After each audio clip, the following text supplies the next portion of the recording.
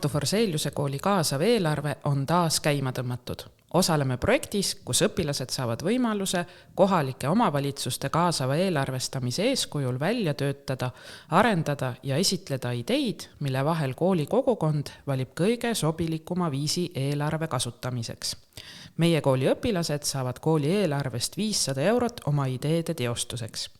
Projekti veavad MTÜ Korruptsioonivaba Eesti ja Eesti Koostöökogu. Tänases saates on mul 5 tiimi esindajat, kes oma ideid tutvustavad. Head kuulamist! Tere! Tutvustage ennast, mis on teie nimed, mis klassis te käite ja mis ideed te esindate? Tere, minu nimi on Elli ja ma käin 5. C-klassis ja minu idee on väike aiamajake õue. Tere, minu nimi on Kaspar Müllerson ja minu idee on, et teeks ministaadioni korda. Ja mis klassis sa käid? Ja ma käin 5. B-s. Elli, kes kuuluvad veel sinu tiimi ja miks te otsustasite oma tiimiga kooli kaasava eelarve konkursil osaleda? Minu tiimi kuulub veel Inger, kes käib minuga samas klassis ja me otsustasime, et sellepärast, et see on võimalus õpilastel teha midagi koolis, mida on puudu. Mis on teie idee, kuidas koolielu paremaks muuta? Meie idee on siis teha maja, kus saab hoida õuevahendeid. Ja see idee tuli meil Karlova koolist. Neil on samasugune maja, aga me teeme lihtsalt väiksema, mis on 1,5 meetrit lai ja 2,2 meetrit kõrge. Sinna lähevad ka riiolid ja siis kui meil jääb natuke raha üle, saame sinna osta juurde asju ja koolilt võtta asju. Ja kuidas te olete planeerinud eelarvesse jääda, et kooli eelarve on ühe projekti kohta 500 eurot? 400 eurot läheb siis selle maja ehitamiseks ja 100 eurot, et osta õuevahendeid. Ja kes selle maja ehitavad? Meil tuli hästi hea idee, sest nende inimeste jaoks, keda tuleb palgata, läheb päris palju raha, siis me kutsume kooli ja lapsevanemaid üles, et teeme ühe nagu ühise õhtu, kus ehitame kõik koos. Et selline vabatahtlik siis lastevanemate panustamine talgute korras. Miks peaksid just õpilased teie idee poolt hääletama? Meie arust tuli see niimoodi, et lapsed tulevad õue, et mängida nende asjadega. Nüüd praegu on niimoodi, et sa pead minema Natali üles läbi ja siis valime õige mänguasja ja minema siis õue, aga siis vahetund saab ju nii kiiresti läbi. Ehk siis, kui me saame selle idee, siis me lähme lihtsalt õue ja võtame sealt mänguasja, mängime ja paneme seda tagasi. Ehk siis see oleks aja mitte raiskamine põhimõtteliselt. Ja miks peaksid siis just õpetajad teie idee poolt hääletama? Mis kasu nemad saaksid? Nemad saavad sihukest head tunnet, et neile selge ei hakka valutama. Sest kui kehalise kasvatuse õpetajad lähevad 4. alla suurte raskete kottidega, siis neil on, ma arvan, selge väga valus, kui nad peavad selle jälle üles viima ja alla. Ehk siis nad saaksid seal hoida oma asju ja see käib ka lukku, kui tahavad. Ja teised õpetajad, kes ei ole liikumisõpetajad? No ma ise arvasin, et nad saaksid seda ka kasutada, et õpetajad võivad ju ka mängida. Et õpetajad võivad minna näiteks, kui oli raske tööpäev, võtta näiteks sealt hüppenööri, ma ei ole küll näinud sihukest õpetajad ja hüpata sellega. Aga Kaspar, lähme sinu juurde, et kes kuuluvad veel sinu tiimi ja miks te otsustasite oma tiimiga konkursil osaleda? No me otsustasime osaleda sellepärast, et me tahtsime nagu ise ka, et see ministaadion oleks korras ja minu tiimi kuuluvad Dominik Romet Talvik ja Georg Andre Pölpaju, kes käivad mõlemad minu klassis. Ja räägi nüüd lähemalt, et mis on teie idee, mis muudab koolielu paremaks? Meie idee on täpselt niimoodi, et need võrgud korda teha, et oleks nagu parem jalgpalli mängida, sest muidu iga kord, kui sa väravasse lööd, siis see läheb pall läheb nagu minema, mis peab tooma. Kas veel midagi seal ministaadionil annab korda teha? No võib-olla, kui raha jääb üle, siis ka need võrgud, korvpallivõrgud. Ja kuidas te olete eelarve planeerinud, et olete te vaadanud, kui palju võrgud maksavad? Oleme küll, aga ma arvan, et meil on piisavalt raha selle jaoks. Miks peaksid just õpilased teie idee poolt hääletama?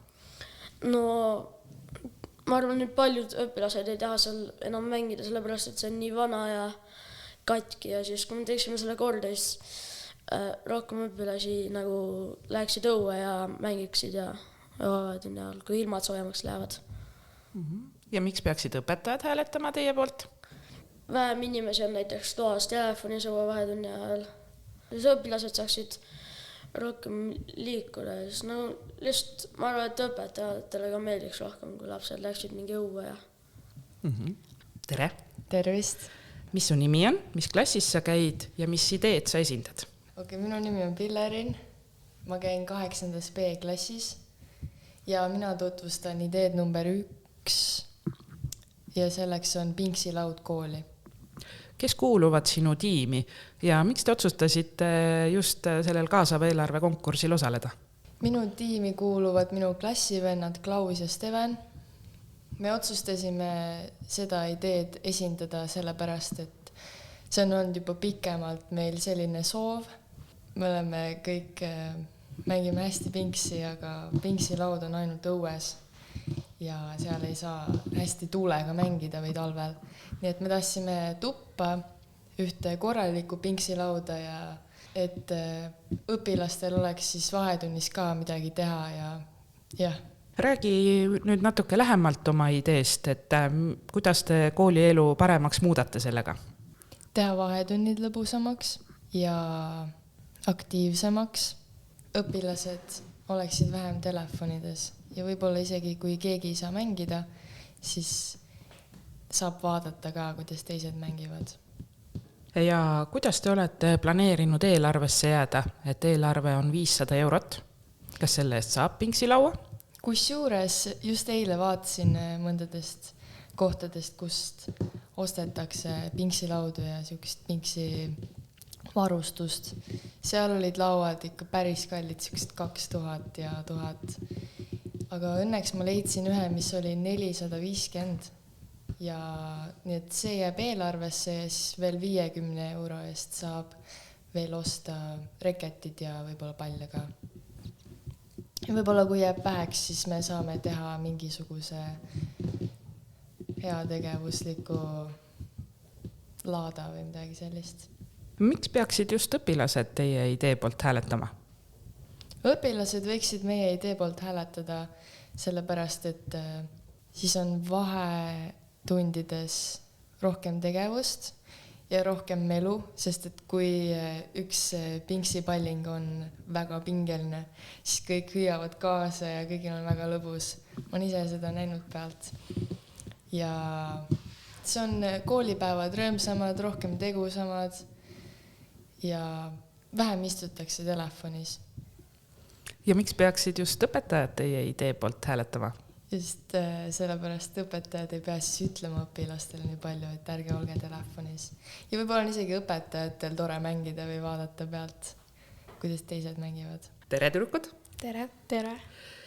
Mis su nimi on, mis klassis sa käid ja mis ideed sa esindad? Minu nimi on Andrea, olen 6. A-klassist ja esindan idee number 4 ehk siis duširuumid korda. Mina olen Merilin, käin 8. C-klassis ja meie idee on istumisblokid koridoridesse. Kes kuuluvad sinu tiimi ja miks te otsustasite oma tiimiga just kooli kaasava eelarve konkursil osaleda? Minu tiimis on minu klassiõed ehk siis Grete, Gloria ja Laura-Liis. Otsustasime tulla kaasava eelarvesse, sest et mõtlesime, et sooviks mingit veel ideed pakkuda, sest et eelmine aasta samuti osalesime ja minu klassiõed võitsid ja see idee läks täide ja tuleb meile kooli. Minu tiimis on Hanna, mu klassiõde ja me osalesime sellepärast, kuna me tahtsime proovida midagi uut. Tutvustage nüüd lähemalt oma ideed, et kuidas te soovite koolielu paremaks muuta? Meie idee on dušinurgad korda. Kui meil on dušinurgad on päris vanad ja samuti ei tööta ja ei ole mingi katteid ja on ebameeldiv pesta ennast ja õpetajaid võib see häirida, kui me haiseme higiga siis. Ja siis soovisime luua täide duširuumid korda. Oleksid siis aknakatted, oleks seinad vahel duširuumidel ja oleks kardinad, et nagu oleks privaatsus samuti. Meie idee on siis istumisblokid koridoridesse, kuna istumiskohti on koridorides vähe ja põrandal istumine on ebameeldiv. Kuidas te olete planeerinud eelarvesse jääda, et kaasava eelarve summa on 500 eurot? Me minu tiimikaaslastega vaatasime kõik üle ja leidsime mõned variandid, et panna siis duširuumidesse. Me loodame, me saame edasi, sest et kes siis tahaks olla nagu pärast kehalist higine ja minna tundi pärast, pigem olla nagu puhas ja minna tundi puhtana ja see kedagi ei häiriks. Kuidas teie olete eelarvet planeerinud? Me oleme juba vaadanud midagi ja me peaksime vähemalt äkki 4 komplekti saama niimoodi selle raha eest. Ehk siis peaks nagu ilusti olema. Miks peaksid just õpilased teie idee poolt hääletama? Mis kasu saavad õpilased? Õpilased saavad kasu sellest, et ei lähe higisena samuti tundi, nagu ma olen maininud, tunnevad ennast värskena pärast kehalist ja see ei häiri ümbrust ka.